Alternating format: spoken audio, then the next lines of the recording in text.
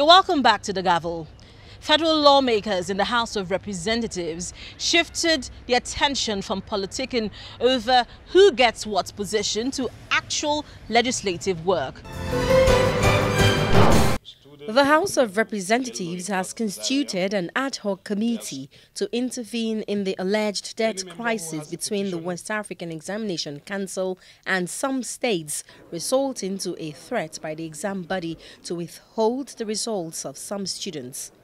The House took the decision following a motion by a lawmaker, Linus Okorie, that the academic pursuit of more than half of the 1.2 million candidates who sat for the examination will be disrupted if the exam body is allowed to carry out its threat. The motion was passed unanimously after debate, and the House mandated the ad hoc committee to report back in 1 week to allow for action to be taken before the date for the release of the May-June 2015 West African Secondary Schools Certificate Examination results. An alleged debt of 4 billion naira by some unnamed 19 states of the Federation. Further notes that the alleged debt arose from credit granted in 19 states in respect of entry fees of government-sponsored candidates for the 2014 and 2015 May-June West African Senior School Certificate Examinations. Concerned that the inability of the affected states to settle the said debt to date has already led the council to the verge of bankruptcy. The council has threatened to withhold the results of the candidates of the 19 affected states, who are mostly indigent and from public schools. Meanwhile, the House of Representatives has given the Federal Road Safety Commission 3 months to remove all abandoned vehicles littering roads and expressways across the country and take them to designated centers for recycling into scrap metal. Following a motion raised by a lawmaker, Nicholas Osai, the House is set to open an investigation into the recycling project set up in 2014 with the support of the United Nations Industrial Development Organization, UNIDO, and the National Automotive Council, which they say might have been abandoned less than 1 year after.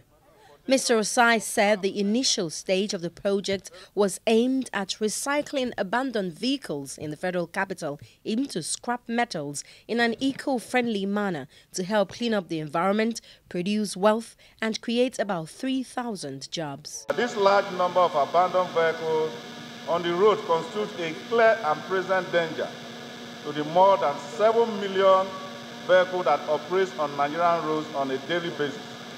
A factor that is partly responsible for Nigeria having one of the highest casualty figures from road accidents in the world.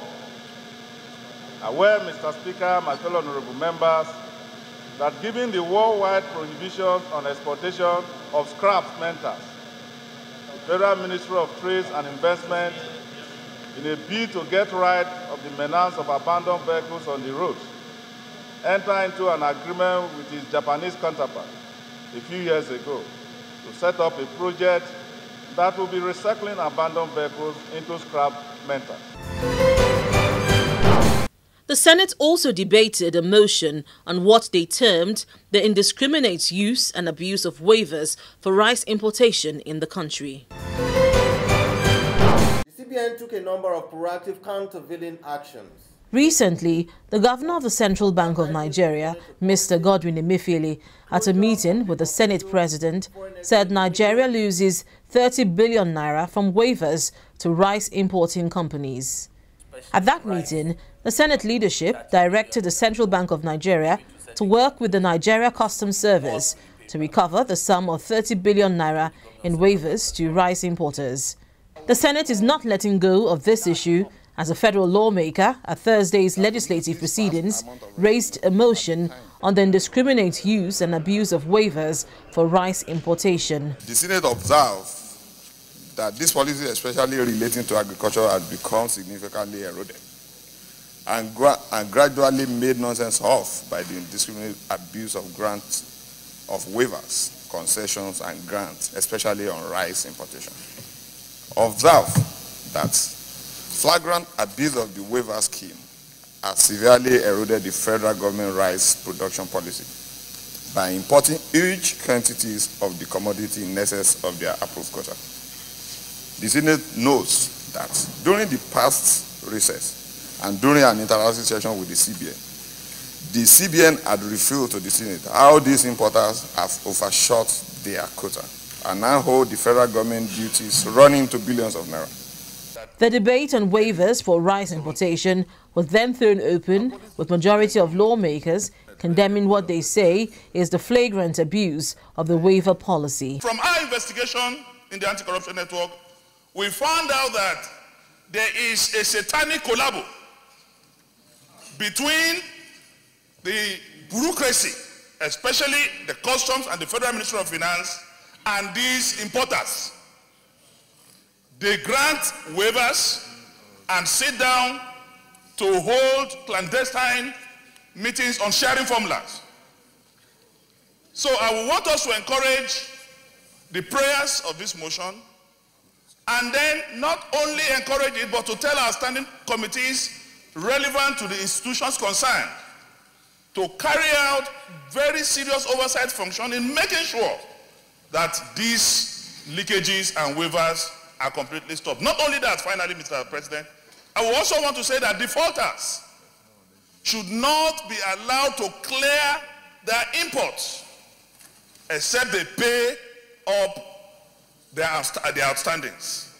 If we are talking about change, if we are talking about we want to ascertain that the 8th Senate or the National Assembly or the government itself presently, and all of us, are committed to doing things differently, we must make an example in going forward.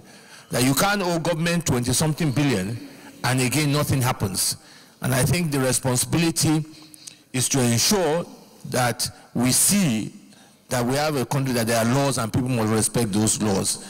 But for someone to owe and continue to do business as usual, and I think we saw also the action of customs recently, but we hope that it is not just pictures. I think it must go to the point of recovery, and that is why I believe that the ad hoc committee that we will set up, which I'll read the names to you, I think members of the ad hoc committee really have the reputation of the Senate, because they're the first ad hoc committee we are going to set up for this kind of exercise. But some lawmakers called for caution. Rice is the food that the poor man and every Nigerian, including my humble self, eat. Anything that leads to a perception that rice imports will stop, what you will get will be hoarding of the rice that are in the warehouses for distribution, and instantly the price of rice will rise. At the end of the debate, the Senate asked the federal government to stop all waivers on rice importation and agricultural products for now. The upper chamber also set up an ad hoc committee to look into waivers, concessions and grants and recover all outstanding monies owed to the federal government. But as seen in previous assemblies, it's one thing for the Senate to make recommendations and another for the federal government to implement them. Now, this is where we draw the curtains on this week's edition of the Gavel. If you have any views on any of the issues discussed, please email us on thegavel@channelstv.com. Thank you for staying with us and see you again next week.